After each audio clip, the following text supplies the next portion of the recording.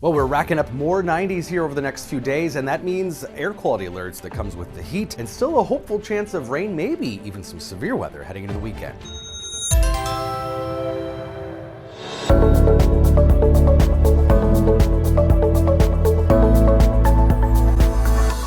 So we have yet another air quality alert. This time it's ozone though, solely, not from smoke or particulate matter. So I guess that's a piece of a little bit of good news.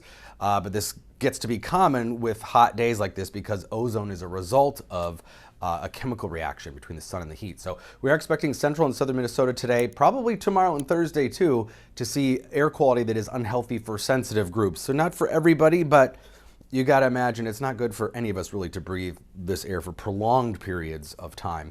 And as I mentioned, this is a chemical reaction. Now, ozone is good in the stratosphere. It protects us from UV radiation. But at the surface, it's the sun and heat reacting with other pollutants from car exhaust, from power plants, and it produces the ozone that we see and breathe at the surface, which can be toxic for us. And it is related to the heat, which is a massive heat dome, kind of two centers in Mexico and then also central Canada. And in between, we've got the heat here too, but everywhere across central North America, all the way up to Hudson Bay, well above normal temperatures.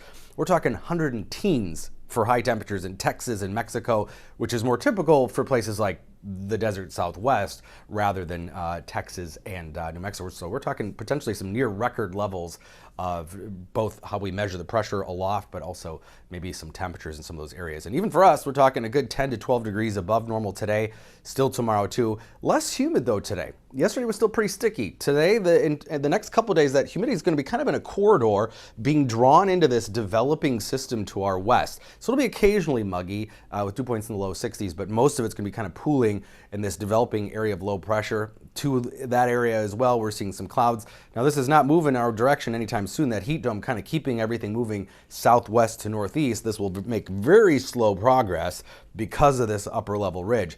But this big trough in the west is going to kind of kick things into motion here as we head into the end of the week especially, and that's when we'll start to see everything progress and see some showers and thunderstorms move into our picture here by Saturday and Sunday. So you can see kind of this digging of that trough in the west and that energy, or the areas of yellow and red here, kind of moving, propagating east northeast. That'll push that whole surface system further east. But in the meantime, showers and thunderstorms mostly in the Dakotas. By Thursday, we'll start to see some in northern and western Minnesota, maybe even as early as tomorrow in the northwestern corner of the state.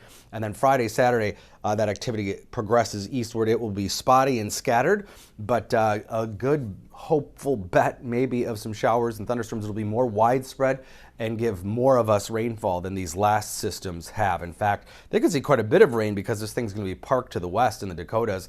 Best chances of heaviest rain northwestern Minnesota too, for similar reasons, and then a little less as you drop off to the southeast. And very early days here, but Storm Prediction Center is watching southwestern Minnesota into Iowa for the potential for some even severe weather on Saturday.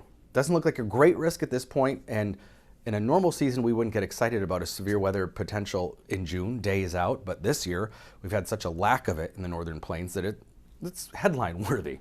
Low 90s today, tomorrow, Thursday, probably Friday, maybe even Saturday if we can get enough sun. Saturday is still a question mark. How many showers and thunderstorms do we see this far east during the day? Or does it hold off to the night? If it holds off to the night, could be another hot one Saturday. Either way, Sunday is looking like probably a better bet of some activity. And then it does look cooler after all that as we head into early next week.